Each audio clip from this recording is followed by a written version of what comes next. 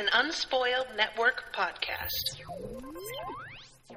This is Unscrupled, covering Buffy the Vampire Slayer, Season 6, Episodes 19 and 20, Seeing Red and Villains. In these episodes, fuck all y'all. All of y'all. Like 3 syllables, all of y'all.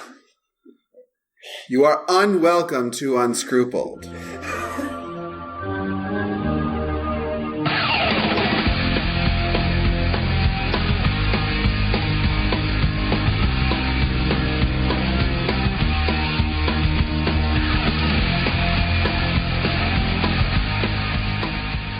So that happened. Yeah, I've been kind of, You've been evil. It's my job. I know. You were paid a sum total of applause for this. Yeah. This was a lot to take. Yeah, I'm sorry I've been gaslighting you this entire time. I knew something was up with Tara, and I was so excited for this breakup, because I'm like, yes, she will be off screen and fine. Mm-hmm. So, I got really anxious when she re-enters the scene, and, At least they didn't make you wait long. I mean, no, because that makes it even worse, because they didn't have it, I'm gotta say, I'm on Team Willow. Team Flay that guy? Team Flay the whole fucking town. Flay Xander, Flay Spike, Flay anyone who looked go find the dudes who were trying to hit on her at the Bronze when she was with Amy. Tear it all fucking down. Well, Spike left town, so he's harder to flay. But the rest, fine. The remote flaying. Spike's too good for a flaying. Just turn him into a fine red mist, but keep his heart intact so he has to feel it. Okay. So you're having some feelings. Yeah, because this is some bullshit. And we talked about this last year when Tara got mind raped, and... yeah, it was real hard to keep my teeth together during that one. Yeah. Yeah, so, you think she's fridged now. So we have the double fridging of Tara. Yeah. Which I'm legitimately mad at Joss Whedon about. This is... Oh, yeah. I get that it's compelling, but at the same time, you have exactly 2 queer characters on this show. Mm-hmm. And, yeah. Amber Benson was also reportedly very upset. This is also, another Joss thing that I'm not fond of, is just suddenly and out of the blue, with barely a heartbeat, taking out a young woman. Dollhouse, Summer Glau. I don't remember very much of Dollhouse except that it was sexy. But the other example that I can think of him killing someone this suddenly like this is Wash. So I think it's just... Wash is the Firefly example. Yeah. And then he does it in Dollhouse with Summer Glau, and it's all he always gives you a little bit of relief and then cuts their fucking throat. So... yeah. It's no, they're back. No, they're dead! Joss, you bastard. So, alright. Where do we want to start with this? Do we want to go character arcs? Do we want to go chronologically? Do we want to discuss, There's a perfectly good Xander right there. Why did you have to take Tara from us? Yeah, you could have killed Xander right in front of him. It would have had just as much emotional heft, too, because Willow's very close to him. Yeah. Then they all could have been crazed. But, yeah, no, had to take Tara, because I honestly think that if Xander had died, Willow would have been able to resist temptation to go all magic crazy. And that's obviously what Joss wants. Mm-hmm. He wants to show Willow losing her shit. And to be fair to you, I called this in season 3. Yeah, doing all the things you always said she was going to do. Man, that was hard to not talk to you about that. I'll bet it was. Holy crap, you don't even know. I've got a hole in my lip from chewing through it. Yeah. Okay. So I am totally on Willow's side here. And I'm even go ahead and kill Anya at this point. Just leave nothing in your wake. Just destroy Sunnydale, kill them all, kill Buffy, what everybody. Has Sunnydale offered to the rest of the world? Only the Hellmouth. There is nothing here worth saving. They don't even have a good outlet, you guys. They don't have malls. They don't have anything that's worth stopping for. At least Barstow has an outlet. And, we've learned over and over that the people are terrible, and the most hoppin' place is a fucking coffee shop / underage rock bar. The demon bars seem pretty slamming. It's like an It situation where, a lot of people die and they're just sort of okay with it because it means it wasn't them. Yeah. Uh-huh. It's was it me or anyone I know? No, we're chill then. And could breed fucking psychopaths like Warren. Yeah. I've having had 24 hours to reflect on this, I'm kind of okay with Warren being the big bad, even though he's not completely dead yet. The season isn't completely dead yet, sorry. What the fuck makes you think he's the big bad? Well, clearly Willow's the big bad, but right. Let's not honor Warren in that way by giving him that title.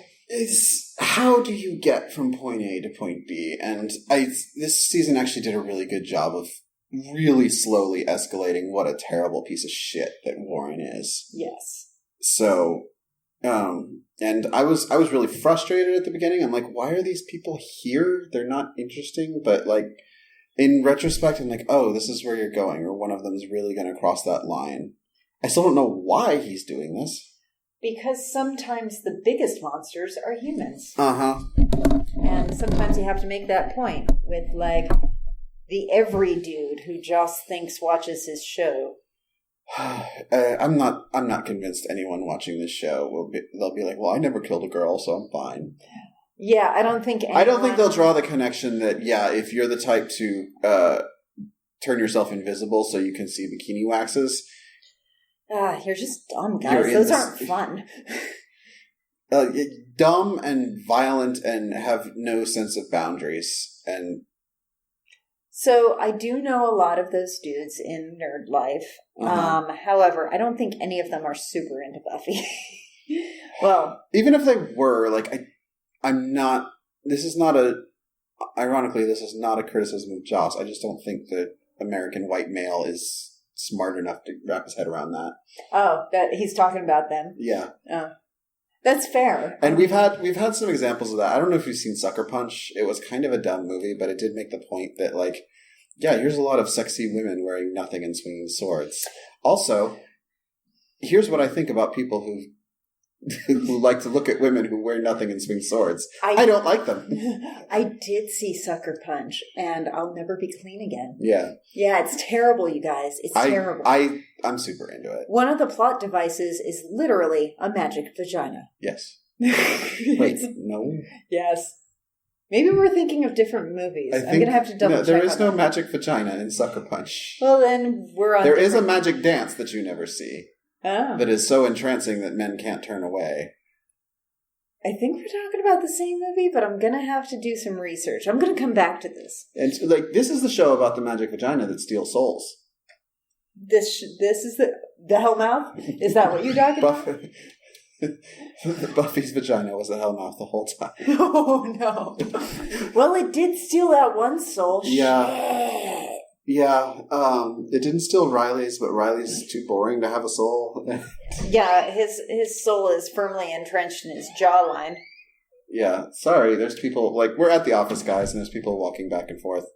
I may go prop that door open so that they don't... It's got a wicked squeak. I don't know what the hell. All right, I'm going to pause it and go. Okay, you do that. Prop that open. All right, y'all, we're back. Sorry, we had to remove a squeaky door from the situation. So, yes, I mean, this is the fourth time that Buffy has died. No, it's the third. It's her fourth life. Wait, Buffy didn't die.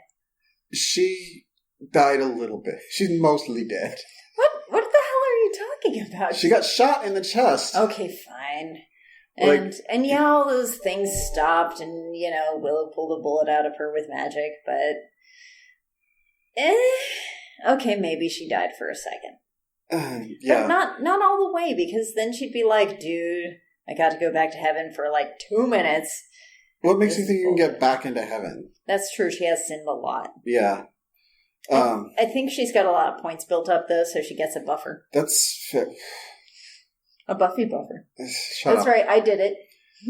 I'm giving her a look that will kill flowers. So. Thank God I'm not a flower. All right.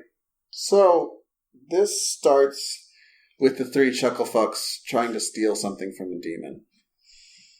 And what they end up stealing from the demon is his body. His body, which they use to get through his security system and steal his balls. So, okay. Let me get this straight. They build a demon flesh suit so that they can go through a portal thing and steal someone's balls. Yes. Okay. There's so many weird-ass metaphors in there that I don't even want to get into it. It's just... He's just making it too obvious that he's mocking these men. Like wow. That's deep, man. I don't know if this is writer intent, but it's clear... As shitty as a person as Jonathan is, it's clear to me that he's in an abusive relationship with Warren at this point, even if it's not a romantic one. Yes. Jonathan is totes in love with... No, Andrew's the one who's in love with it, and I hate that. Andrew is in love with him. And it's stupid, and it's villain gay coding, and I hate it. He's been vaguely gay this whole time, though. I don't... The signs were there. Like, gay coding your secondary villains is fucking lazy. I'm tired of it. It was lazy in Beauty and the Beast. So... That's fair, but I think Joss was grasping for something that was going to make someone loyal to this son of a bitch. Yeah, and Jonathan is the one who's really being gaslit and abused here, even though he is very, very shitty and deserves no quarter. He's also the most useful. Because Warren requires materials and time to pull his shit off. Yeah. Andrew has to summon demons, which are unpredictable at best. It's true. Jonathan's the only one with full control of his evil abilities. Mm-hmm. So, you gotta treat this dude nicer. So. Well, Warren picked the one that he could manipulate the most easily and ran with that. Yeah. And it seemed to work out for him until it didn't. Yeah. Yeah, I don't know why he felt the need to ditch Jonathan in the way that he seems to be trying to. I don't know why he felt the need to sow seeds of doubt. Maybe Jonathan was pushing back on him on things, because it seemed like he was the most bothered by the potential raping of Warren's ex-girlfriend. Right. Like, that may have actually gotten through to him. It's like, oh shit, that is rape. Fuck. It got through to him far too late, so... Well, yes. I don't know. Like, so, yeah, they make Jonathan put on the suit. Chuck him through the portal. And he steals the balls. And of course, Warren, being the asshole he is, says, it's my turn first. Yeah. And, Jonathan has no illusions whatsoever that he's ever getting his hands on them balls again. Right. Andrew doesn't care which balls that's it is. Not what. Yeah, that's not. Those aren't the balls you're looking for. Yeah. Yeah, he just wants to handle some balls. Yeah. So, they go to the bronze... And Warren, I felt a smidgen of sympathy for him when he gets to beat up the guy who abused him. Beauty bully. Yeah, but then I sat and thought about it, and I'm like, Warren, you probably had it coming. Yeah, Warren, because you were probably trying to sneak into the girls' locker room, or just get up to some. Well, okay, so. I think he probably had a mixed platter of deserving it and not deserving it. Yeah. And because otherwise he wouldn't have this big of a complex about it. I mean, he's the quintessential butthurt nerd. And it's kind of like, once you get out of high school, anyone who's not out of high school, that whole It Gets Better stuff, they're not kidding. It gets miles better. Like, the second you are out of high school and people start to behave like adults, especially when you're not quarantined with the same people that you have no choice to be around. Right. When you're not forced to be around 17 and 18-year-olds, like, all the time, and younger if you're younger, when you're not forced to keep them as company, oh my God, the world's a whole different place, guys. It's so awesome. And yeah, also you don't have like an entire society that has known you for 12 years who are basing all their judgments on what you were like when you were 7. Right. So yeah, it's like lots of us just let go of that high school crap real fast too, because holy crap, like there's just so many better things to do than think about that. There's one or two I'd still probably stab. Oh, yeah. I mean, no kidding. I have thought about going to my 20-year reunion because I heard my arch nemesis got fat. But, we could get away with killing them. Like, fly to their place and show up at their door and shoot them, and they would have no clue. Yeah, but you just talked about it, so we're screwed. I mean, we're not going to do it. Well, no. I don't want to kill any of the people that tortured me in grade school or middle school or high school. Okay, maybe middle school. That was a horror show. Middle school is the worst. And it turns really out, like, research is you retain very, very, very little of what you learn in middle school anyway. Because you're constantly being tormented? It's just, like, it's between going through the high school shit and all the elementary school socialization, like, middle school is just those useless 3 years in your education. No, mine was only 2, but I don't know. I remember the math I learned then really well, but that was like, beginning algebra. Interesting. Yeah, it's so he starts a fight at the Bronze, and I can kind of see that if you're a person who has no power. Like, if you have all this white male privilege and you have amounted to nothing, yeah, it's probably real satisfying to beat up a bar full of guys. Yeah. When you amount to nothing despite how hard it isn't for you. Exactly. Especially how smart he is. Like, he can build robots. Yeah, why doesn't he just go work for a company and make money and, do that? You don't have to be a supervillain to live the privileged lifestyle. You can just have money. Yeah. So, and this season started with the Buffy robot getting drawn and quartered. So I'm kind of, I'm thinking about the parallels. Can you stop taking my shirt off? Stop grooming you. There is no video camera here. I was adjusting your sleeve. It was wrong, guys. It was so wrong. And yeah, Jonathan is like, he knows that he's never going to get to play with the orbs, but he's still there because he's got nowhere else to go. And I'm like, oh, Jonathan, if you had I almost feel sympathy for you. And now I want Willow to tear you up in half. Yeah. Like, with her fingers. Yeah. Or just rip his still beating heart out through his chest. I want to turn him into a fine red mist. And that's the merciful end. Yes. Because I'm not going to lie, the fact that Warren got his skin torn off and died right away was too good for him. It was way too quick. He should have had to sit there and fucking live with it for at least an hour. Yeah, the thing where the bullet's still burrowing slowly into and yeah. Willow's his death is not enough for Willow. She wants his pain. Yeah, but then she sees her friends coming and decides to lose interest and do it very, very quickly. Why do you think that was? I think because she knows how this ends. And that is with a bullet in her head. Interesting. And she's like... So it's not Buffy killing her? It is Buffy killing her. Buffy doesn't use guns. I think after today she might try.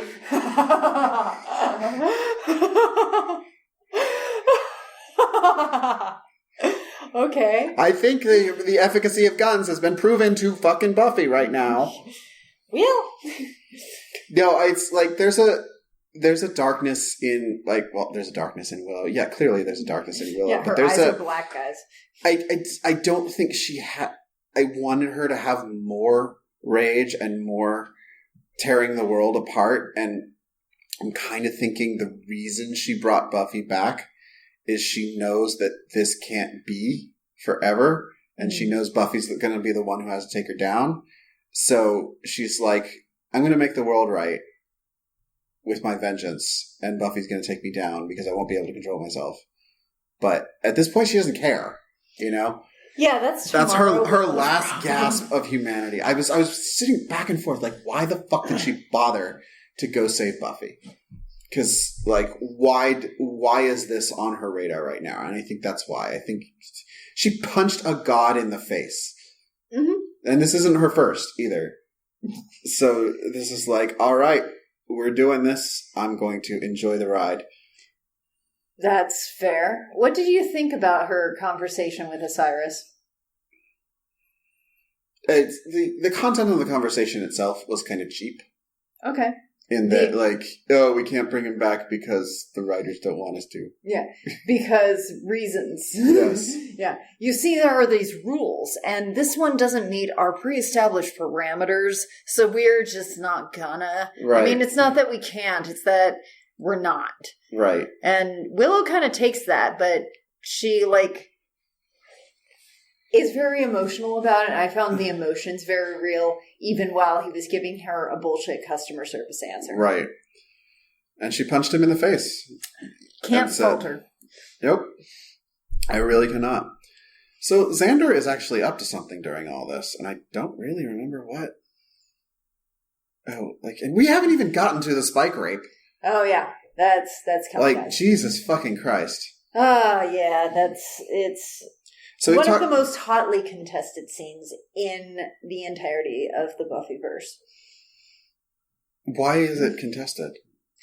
Spike apologists. Why are there Spike apologists? Why are there any kind of fucked up thing apologists? Why You're are there doing it wrong. Guys. Wrong character.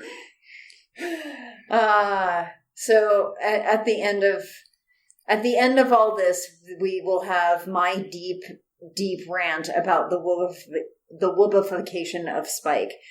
But until that day, all I can say is, yes, it's people fucking talk about this like there's any way to make it not a thing. And Joss fucking helped them by something that, well, we're all gonna find out together. Sure. So I don't. What the fuck was Xander up to? Xander was. What did he do before he found Buffy? Let's see. I don't fucking know. Let me look on the synopsis. I'm gonna vamp. Oh, Xander was all pissed off that Buffy was with Spike, and he was working on his feelings about it. Yeah. Yeah. And then he goes to see Anya about it, and finds out that she's now all demoned up again. Yeah, he does find that out, and I don't blame Anya. Oh, God, no. She did what she had to do. Mm-hmm. And she went, this being human thing didn't work out for her. So yeah. It's like, okay, being human is nothing but aging and pain. Why not be a vengeance demon exactly. again? It worked for 1,000 years. That's a pretty fucking good run. Yeah, so she's gonna start for round 2. Spike, Xander, you don't have, I get that Buffy feels bad about not looping you in, but she also didn't loop Willow, her best friend, in. Mm-hmm. Also, you don't have any right to Buffy's secrets. It's true. I mean, okay. And I'm not here for you guilting Buffy about not sharing what you're up to, because Buffy's working through some shit. She's ashamed of it. She doesn't want to be here for a whole lecture on how Spike is terrible, because she knows Spike is terrible. She doesn't need your bullshit on it. And so she chose not to have it. And honestly, the more I've been thinking about this, Money, you and I are besties. Uh-huh. Do you know everything about my sex life? No. Do you know everything about mine? I barely know anything about your sex life. I do keep it on the down low. Mostly because I just don't like complications. So. Yeah. And because sometimes shit's private. Sometimes you don't want to share. And no one else has the right to your private life. Anything that you choose to keep private, so long as it's not hurting anyone, isn't anybody else's fucking business. Yep. And Xander needs to take a couple fucking notes on that, because this butthurt bullshit thing he's pulling. You should have told me. Oh my God, how can you do that? It's like, you know why she didn't tell you? That thing you're doing right now, you stupid fucking asshole. Yeah. Leave her vagina alone. It's never going to be for you. This is... Fuck you, Xander. Fuck you in the ear. And we had to sit through Dawn being excited that Tara's back. Yeah, that was an extra twist of the knife I didn't personally need, but I see why he didn't. It hurts. Hurts more on the second viewing, doesn't it? Oh, yeah. When you know it's coming. Oh, God damn it. Yeah, it was a hard one to watch. Is this why you were crying in our last podcast? No. Okay. Maybe. Like, we talked about Tara coming back to Willow and how we're not. It was so much like the first lesbian relationship that we got to see fully fleshed out on TV. And that acknowledged that sex was a thing women can have together and showed women kissing. Like, seriously, I'd seen gay men on TV, but I had never seen anything like this. Ellen didn't touch any of this crap. So it was a really big deal for me when this happened. And it was hard to deal with. Because they had just gotten fucking back together. Oh my God. And like all that conversation we had last time about how like Tara is the more mature one of this relationship. Tara is the more responsible.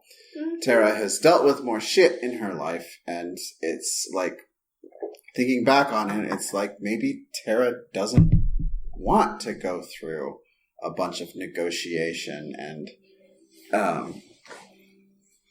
regaining trust, and maybe like because the woman is 21. Yeah, was 21. Fuck you, Joss. Yeah, or maybe it was just a plot point to fast forward so it would have the maximum emotional impact that it could possibly have when he summarily killed the most interesting character on the show. Yeah. It's funny how that happened, right? You don't really notice until all of a sudden it's like, shit, I really care about Tara. Right. That part was subtle and was a good job of subtle. But yeah, it's pretty... It broke me when this happened the first time. Jesus. And yeah, like you, I was in the rage place and I was completely ready for Willow to go on a rampage and just, flay the entire world. Mm-hmm. Who needs skin anymore, really? Yeah. Skin is so over. I'm trying to process, like, what is Willow thinking at this point, logically? And I know logic doesn't enter into it, but this is Willow. So I feel like of all the monsters of the week we've had over the years, and she's like, oh, this is how monsters happen. And she's leaning into it. Yeah, because who gives a fuck right now? Exactly. Who cares how monsters happen when there's no reason to live? Right. So, but this started when Dawn sees her favorite mom and sister mom. Yeah. Her Dawn has 3 mommies. Her aunties. They're pretty much her aunties. Yeah. And Dawn is excited, and she's like, I'm going to go hang out other places because they have a lot of fucking to do. Yeah. It's like, you guys really need to crawl in each other's vaginas for a while, so I'm going to make myself like scarce so you're not... Ouroboros. Yeah. So you're not feeling, self-conscious about all that vagina crawling. Yeah. Yeah. And she goes to see Spike, who's drinking a blood and vodka. Yeah, Spike's really on his bender of whatever. Do you know what that really made me thirsty for? Bloody Mary. Cranberry juice.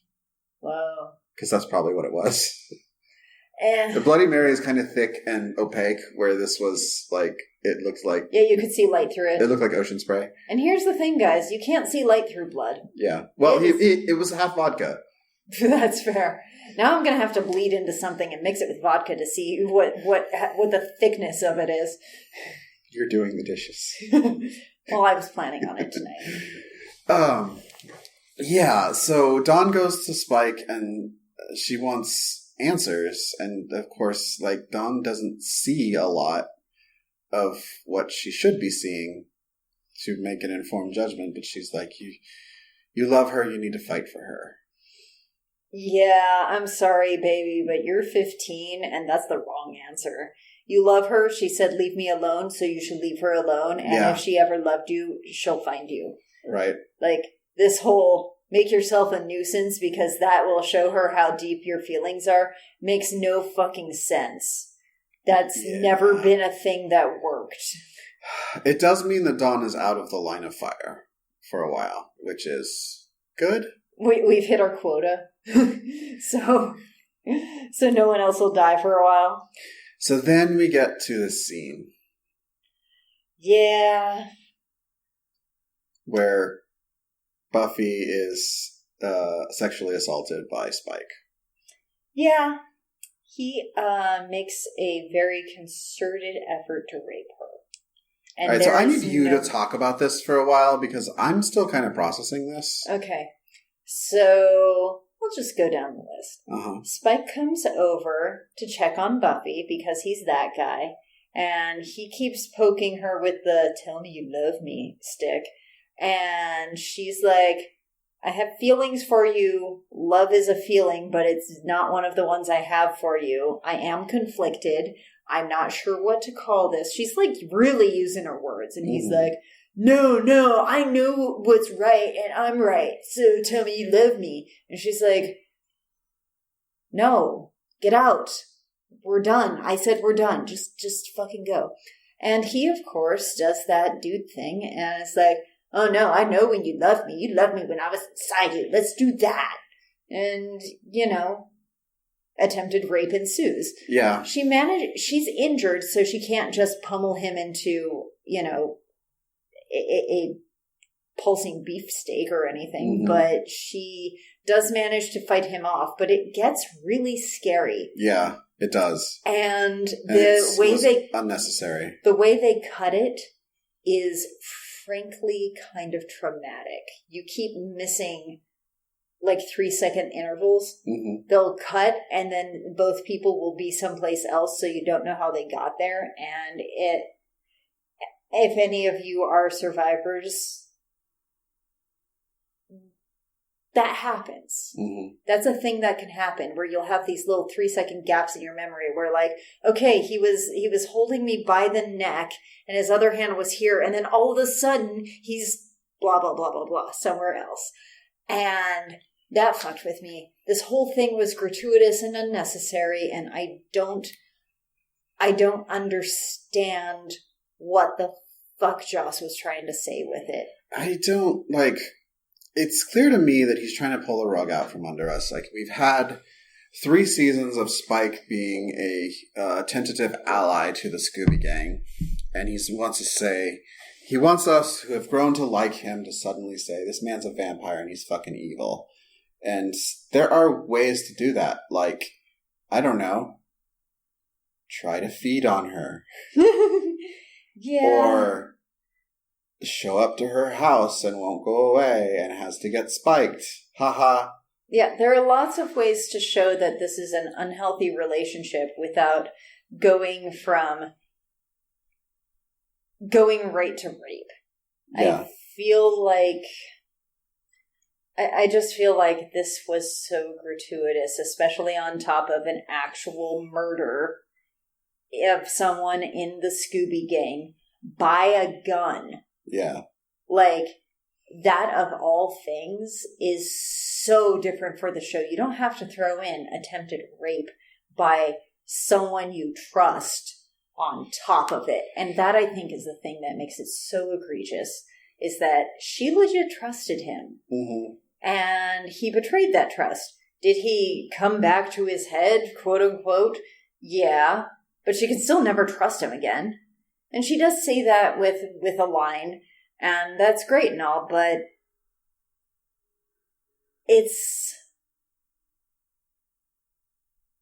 was so much for this episode. Yeah. It just was. He could have saved that for, like, the next episode. That would have been fine. But or he could have not done it. Or he could have just not done it at all.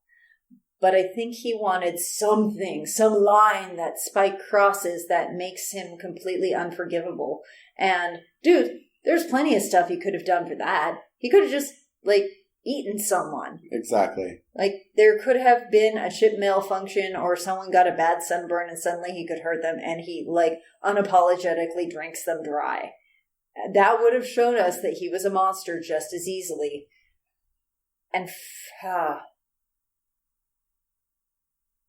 I feel like with the Spike you've built, that this is out of character. I mean, it's also, like, it perpetuates a lot of really bad conceptions of what rape is, too. Like, most rapes are planned. Yeah. The fact that he's just so overcome with emotion and boner that this happens. It's not how it fucking goes, guys. Yeah. Like, I don't know what the stats are, but I'm willing to bet something approaching 100% of rapists are very well aware of exactly what they're doing and relying on rape culture in that the woman won't be believed, they used to be fucking. It's like, yeah, they're such a good guy. Look how good a guy Spike is. He would never do that. He was just confused. There were mixed signals. And, like, all of that is your fucking alibi. What you're actually doing is raping someone. Yeah. It's not a thing that... I mean, they might pretend that it's a crime of opportunity once they're trying to, like, whatever. But it's still a crime that you are taking the opportunity, not losing control and doing something that you have no control over. That's what bothers me about it. I'm right there with you, bro. Mm-hmm. And yeah, it's just, it's so fucking hard to talk about. Yeah. So part of the reason why there are so many Spike apologists is because he does, quote unquote, come back to himself and realize what he's done, and he seems very sorry for it. And then he goes back to his crypt and starts beating himself up for it and starts acting kind of nuts. Mm-hmm. There was some points in there where he's talking about his chip and he's talking about himself, and it seems like he might be glitching out. There's something kind of making him nuts.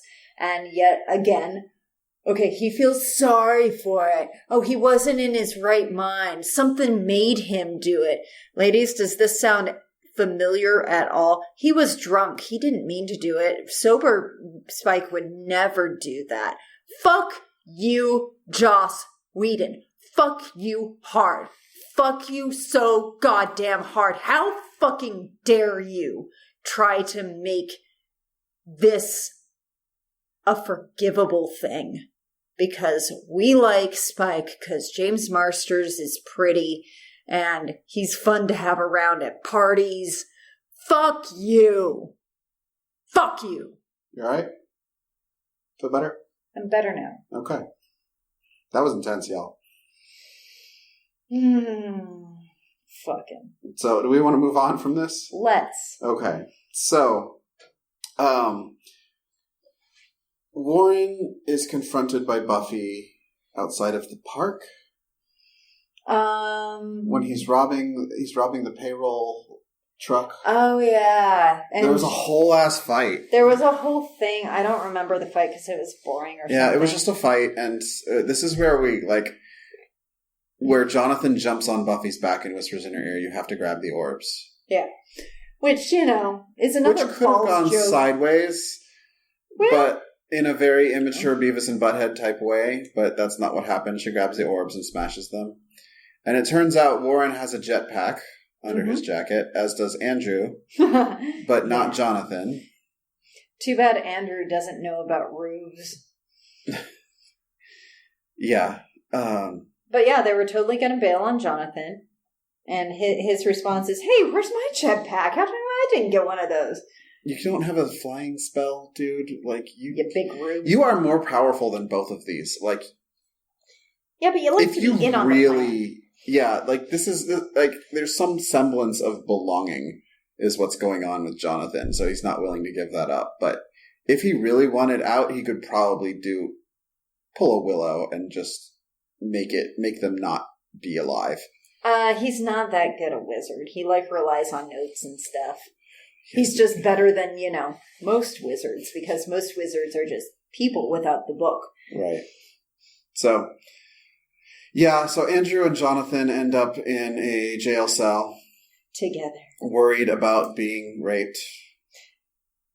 Yeah, which I frankly, you assholes. That's the least of your worries at this point. Exactly. It's like, this is another reason I want you to watch The 100. Yeah. So far, there's been zero rape.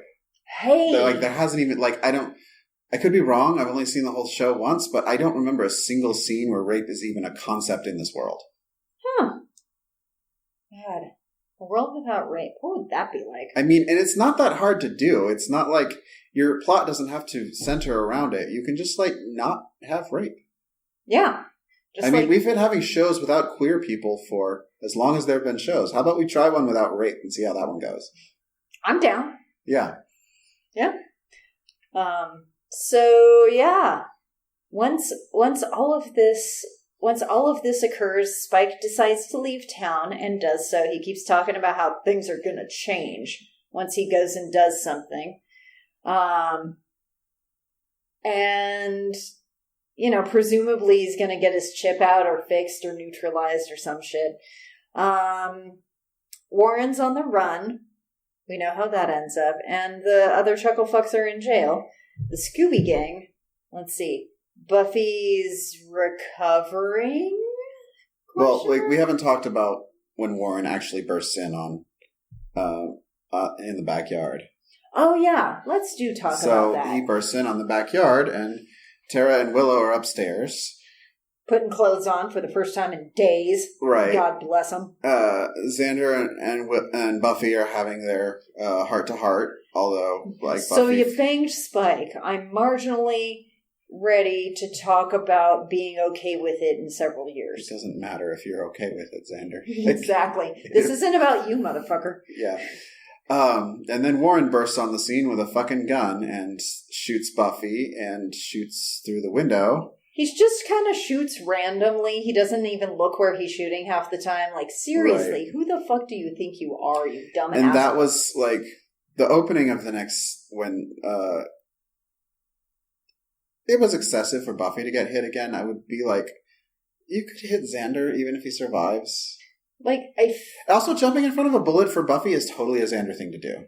Yeah, and honestly, that's the best that would have use. provided the distraction to give you that moment of Willow kneeling over her dead girlfriend, and no one seems to care. Yeah, I'd frankly be very okay with Xander taking a bullet for someone, because that's the best possible use of a Xander. Yeah, Xander is trash. He could be a bullet sponge, no problem. So, yeah, the ambulance comes and they take Buffy away, and no one even knows that Tara is upstairs, shot through the heart and dead. That's the thing that bothered me the most about this episode, funnily enough, is that Willow just leaves her there. She gets her no from the god of death, and she just well, fine then, and bails on her vengeance cycle. I understand it. I really do. Where Willow is in the, I have been stepped away from the supernatural, and I have been good, and I've been doing everything right, and I've been respecting Tara's boundaries, and I've been, doing the hard work. And finally, there's a glimpse of hope in my life that things will not be so fucking bleak. Because I don't know if you've ever talked to someone who's in recovery, but every day's a fucking slog. Like, you ever take a bunch of Benadryl? No. That's what I've heard it's like. It's just like you're struggling through and you want to inject some coffee into your veins to break through that malaise, but you can't because the coffee's the problem. You know? Like, you're just... I do know these feels. You're just heavy with it. And she's like, okay, look, this is actually worth it. You know? Even if it's like, it's still a lot of hard work and there's still going to be a lot of hard trudging to do, but it's there. And then it's just fucking taken from you. Yeah. Right there in a second. You know what I don't care about right now? Like, I am a fucking witch. I know that Tara is gone from this shell. And you know what? I don't want to look at her hot body right now that I used to love. You know what I want to do? I want to burn the world. That's fair. That is fair. So, like... And she goes to do that. There's two very different, like, deaths happening in this house. There's Joyce, where Buffy's like, what is everything supposed to happen when a person dies that she's processing? At the same time, she's processing a world without Joyce. But that's not who Willow is at this point. Willow is, Tara is gone from this world. I will make the world gone. Yeah. And I don't care that there's a mess on the floor because it's not my girlfriend anymore. Okay. That's so incredibly sad. Isn't it? Yeah. Because, I don't know. I've had death happen and I feel this compulsion to not leave the body alone. But we operate on the real world where the body is what we have. Yeah. Willow has something else, and that is... Willow knows what comes next. Yes. Yeah. Also, fuck you, Willow. Write a book. No, I'm on Willow's side. I don't care how much damage she does. Yeah. Like, this town, like, we've had a hellmouth and we've had demons springing forth, but the one thing that brought it down was just a guy with entitlement issues, and no one ever said no to, and that's why I'm like, burn it. Yeah. Salt the earth, Willow. Yeah. No one could take down any of their Scooby gang, the official Scoobies, until one cis-het white guy with a gun. Uh-huh. Fuck. Yeah. That's why. You guys were fucked. You okay? There was a giant snake. A giant sentient. There was a praying mantis. There was a giant snake who was an elected official. And we lose a Scooby to a guy with a gun. Not even a good gun. Not just we lose a Scooby, we lose a witch. A good witch. Yeah. The most mature person of the group. Yeah. Team mom. Totally team mom. Yeah. Yep. So, like, yeah, and this is why, like, I was really kind of on the, like, in this next episode when we get Willow just kind of going around and doing her thing, and I'm like, she walks straight to the fucking magic shop, because that is the only thing on her mind, and she's like, fuck you, Anya, you're not getting in my way. Yeah. Like, be glad that I froze you in place and didn't rip you to shreds. It's like... Because you know what? Ripping you to shreds probably wouldn't have taken as long. I could seriously see, and honestly, Alison Hannigan did a great job acting this, because I could kind of see in her eyes and feel in her voice her saying that to Anya without ever saying that. Just like, it is only because of our history together that I am not killing you now. Right. Because, like, I have no patience for anything in my way right now. Mm-hmm. And if she had known that Anya was now a vengeance demon, it probably would have had even less patience for her. I think she did know. Oh, yeah, she could probably fucking feel her, huh? Mm-hmm. Yeah. And she didn't care. But honestly... I think she would have torn a vengeance demon apart at that moment. She's like, you are not getting in the way. Well, vengeance demons don't want to get in the way of vengeance. They want to help. But they want to do it, though. And there's that throwaway line, and it's just like, I can sense her, but she doesn't want me. Yeah. It's like, this is something that Willow has to do for herself. It was way better than that. It was, normally I'd have to go to her, but she doesn't want me. Right. That's an interesting little tidbit of vengeance demon lore that we had no idea about. Yeah. They don't get to pick their assignments all the time, guys. Right. So. She is a woman wronged. And it is a romantic wronging. It's just not by her partner. Right. Wow. So, Willow takes in the entirety of it. Like, why do you have those books? No good can come from this, guys. Because sometimes... I like to think that it's Anya who made the decision to keep that stuff in stock because they sell at a higher markup. Because this is something Giles would totally keep not at the magic shop. Well, he probably had like a safe or something. But sometimes in order to find the antidote to a thing, you have to find the recipe for the thing. Yeah, but you don't have those on the stock shelves where you sell shit. Well, she had them upstairs in the employees only section, with the little velvet rope. That's right, she did. Because that will keep thieves away. And I'm not into Willow's hair going dark. Yeah. I didn't like the eye thing. I'm like, I want to see Allison Hannigan alone without any with her rage bad signifiers that are supposed to be, oh, this person is bad. I want us to look at Willow and see the girl in the stupid fucking sweaters turning into the world eater in her peasant top. Yeah, that's what I wanted to see. I felt the black hair and the eyes were just distracting, and it's like, no, that's you're trying to beat us over the head with it. It's Allison Hannigan is capable of pulling this off. Yeah, you need to trust her. Well, something I did like about it is that when they're going on their Warren hunt after she saves Buffy, Buffy and Xander are still completely giving her shit. And she is quite obviously this mythical thing now, more powerful than any of them have ever seen. And she takes their shit. Yeah. She doesn't immediately snap them into, a pile of frogs or something. Because, and this goes to my little pet theory, is I think she needs these two to take her down when it's over. Because she knows there's no coming. She knows that. She knows she's not going to be able to stop. Right.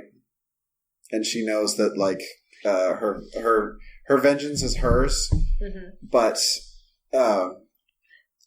there's, like, that will snowball, and it will be like, I am going to destroy every man who has ever wronged me, and then I'm going to destroy everyone who ever enabled them in their life, and then I'm just going to start destroying.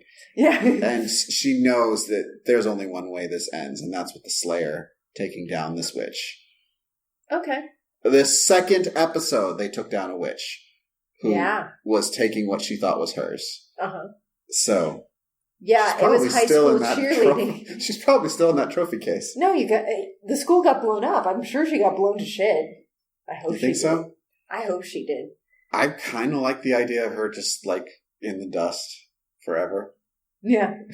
Just like waiting for some kid to dig her up on an archaeological thing. Right, and them not knowing what it is. 1,000 years from now, she'll still be silently screaming. Yeah. Only she'll be in a museum now, still behind glass. Although, like, you didn't do a very good job with your daughter either, witch, so. Yeah, no shit. There's a lot here. Could they tag Amy in to help take Willow down? I don't know. That's something I would really like. I know we're not at predictions yet, but I would really like to see Buffy saying, we need bigger guns than this. We need to go to Rask. We need to go to Amy. Like, we need to... Do any of them know Rask? Oh, wait. Dawn does. Dawn does. Dawn does. So, Warren's escape plan is to go to a demon bar. And brag. That he killed the Slayer. Right. Which he did not. He did not, and he said he shot her in the backyard, and then suddenly everyone wises up. And it's like, you're fucked. Yeah. Not only that, they fully admit how much they disdain him. Yeah. Which I thought was really neat. I was a little afraid that they were going to go the Game of Thrones route and have that vampire sitting next to him just feed on him. Yeah. And you could tell they thought about that. But, yeah, the vampire's just like, yeah, I was going to drink you on the next commercial break, but it's going to be so much better to just, like, think about how the Slayer's going to fuck your shit up. Yeah. You're fucked, dude. And then he goes to Rask. Yeah, and he is so fucking entitled all the time. He thinks that money gives him permission to talk down to people. And of all the people in Sunnydale that I would cop some bullshit attitude with, Rask isn't any of them. Well, to be fair, Warren doesn't know who Rask is, but there was a piece here that I was really hoping would be brought into play. I wanted Rask to reach out to Willow. Oh, and be tell like, her, your boy's here, come get him. No, I just I wanted him to say like, hey, we had some good times in a spirit of mutual respect, not friendship. Yeah. I'm going to tell you. In the spirit I'm going to give up one of my clients to you. In the spirit of business partners. Not a business. This is just a Yeah. It's fellow travelers. Yeah. It's great that you're back in town, so to speak. Mm-hmm. I have something for you. Not because I owe it to you, but because you deserve it. Yeah. So, and, I think we all hope that our drug dealer would do us that kind of a solid in our time of need. I've known some drug dealers who would. They're still people. Like, they're still your friends, know? Like, so, but even, I'm trying to think, like, it feels like if you met a salesperson who, like, you kind of wanted to buy from them because they're not, like, but you just have no need for what they're selling. Yeah. And you'd say, like, I'm going to give you another lead. Because I know someone who does need this thing. Yeah. Well, but that's not what happened. Instead, Rask was just like, oh, buddy, you're so fucked. It's not even the Slayer. We don't know that. We don't know how Willow manages to track down Warren the second time. We do. She enchants her shirt that has blood on it and makes a magical map that even has a "You Are Here" glowing thing. Right. Like, seriously, they totally showed every bit of that, and Rask has nothing to do with it. But he does tell Warren, dude, you're fucked. So fucked. And he's like, yeah, Slayer, I know. It's like, no, man, not even the Slayer. There's something way the fuck worse than that. Yeah. And she is coming for you. Yeah, and you specifically. Yeah. I wanted, like... So, we were talking about how Buffy and Xander were giving her a lot of shit in the car, like, not knowing that Tara was dead. And neither of them had the right reaction there. Neither of them looked shocked. Yeah. Like, that's what I was a little afraid of. And then, like, oh, God. Like, you better look real fucking sad right now. Yeah. You better when Willow stops the bus, what I wanted her to do was, like, shatter all the windows and then do the telekinetic, tear the door off, and then say, Warren comes out or I crush this bus like a beer can. And I wanted to see all the other passengers just throw his ass out. But sadly, that was a MacGuffin, and it was a robot Warren. Which it wasn't a MacGuffin, that was a red herring. Whatever. You're right, a MacGuffin's the other thing. It's whatever. My excuse is I'm tired, but I use it so often that it doesn't count anymore. Yeah, so she crushes the robot and is like, oh, it's not you. I'll have to find it some other way. And... like, she's so serene about it, too. Yeah, just, ho-hum. Because she sees Warren's death at her hands as an inevitability. Right. It's like, okay, this just delays the inevitable. She's not even concerned about the delay. She's just like, okay. It's like, okay, this is next, I guess. Let's go. So... Buffy and Xander go to the magic shop and free Anya, and this is where we learn that Anya can track Willow. Yep.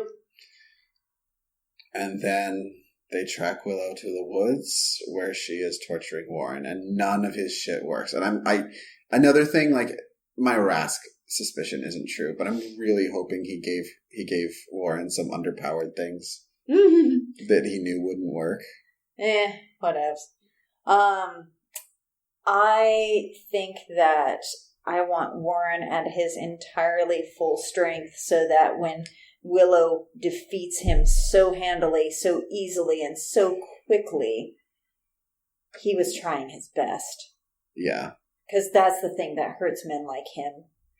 And he does. She ties him up, and he tries everything he can think of. He tries sounding reasonable. Mm-hmm. He tries reasoning with her. He tries telling her what a good contrition. Person. He tries contrition. He's so sorry. He didn't mean to. Yeah. All of this bullshit stuff that men use to manipulate women when they're in a corner. And they're always in a corner when this happens. Mm-hmm.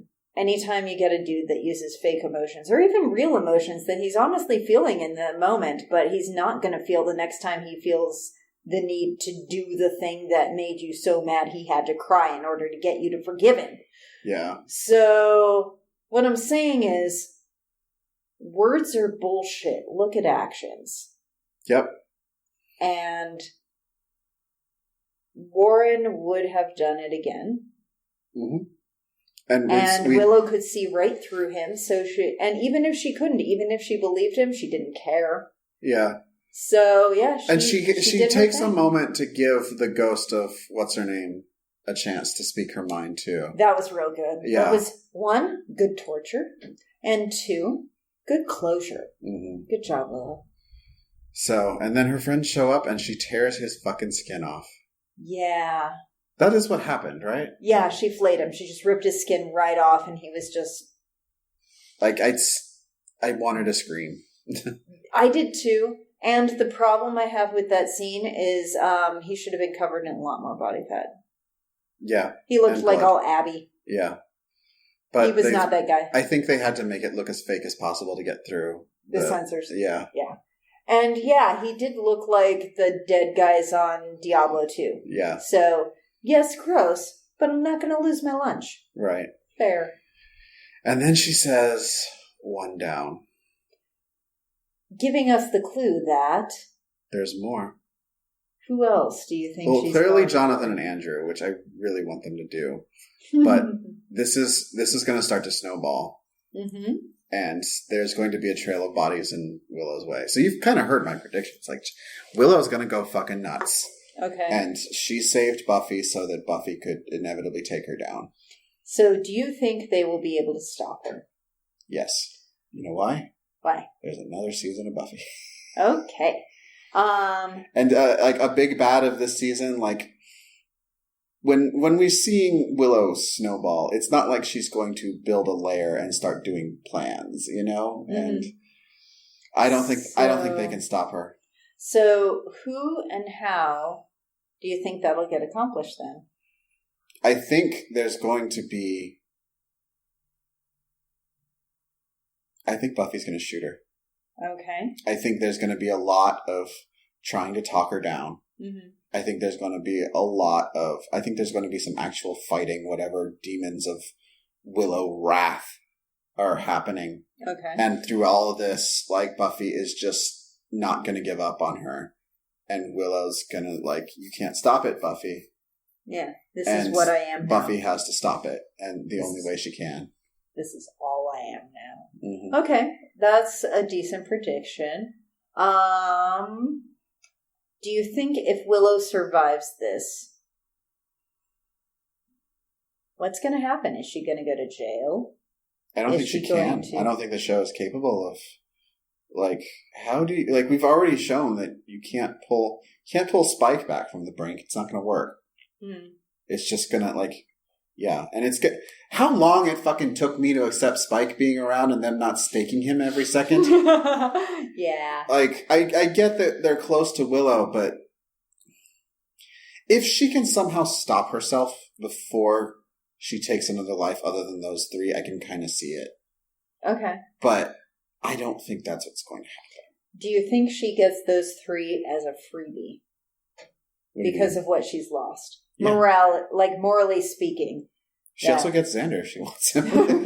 Well, I mean, anyone could kill Xander and we'd throw a parade. But, so, okay.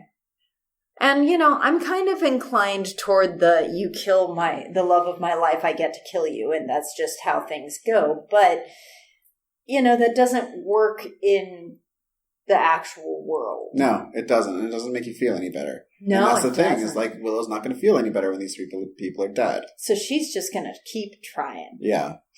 Fuck this town that produced him. Fuck this town that took her away from me. It's like, I know why this Advil isn't working. I haven't taken enough. Yeah. But there's also, like, Riley's wife, Sam, dropped that, like, I've seen people go over the edge and they have to be stopped. Yeah. So. Well, shit, call her. That's not out of the question. Like, maybe. Would Riley put a bullet in Willow's head? Yes, he would.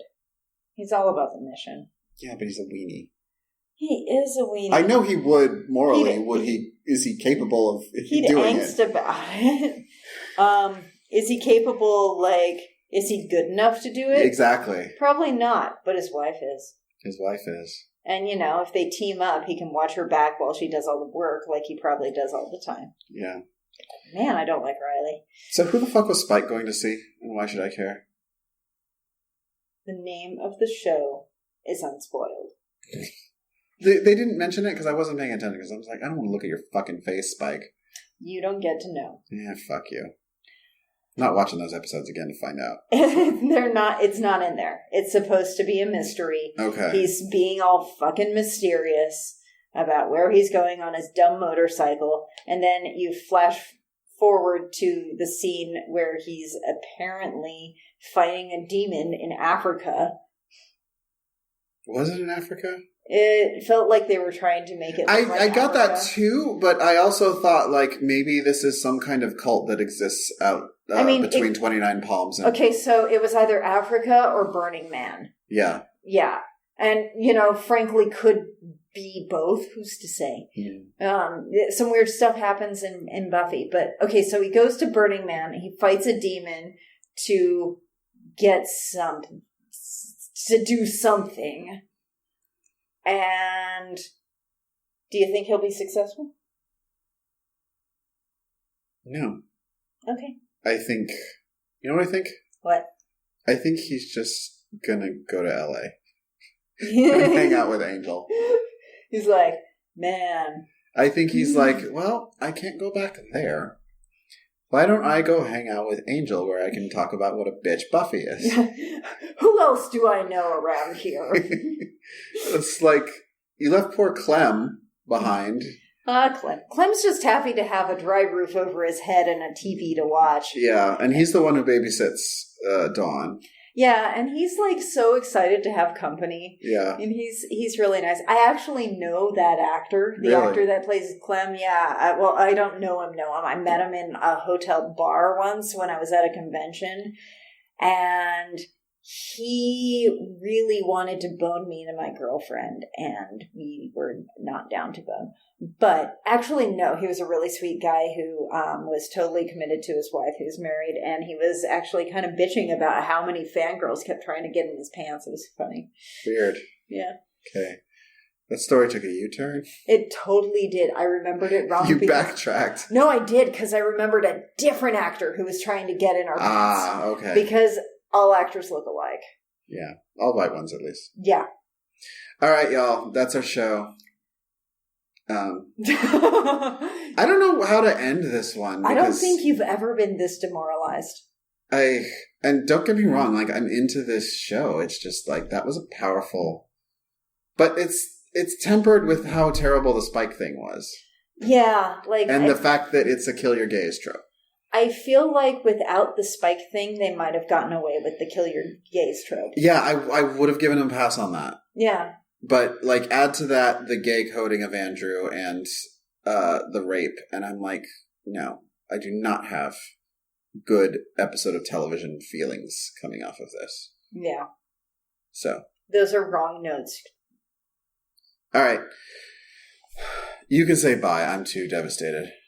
Bye, guys.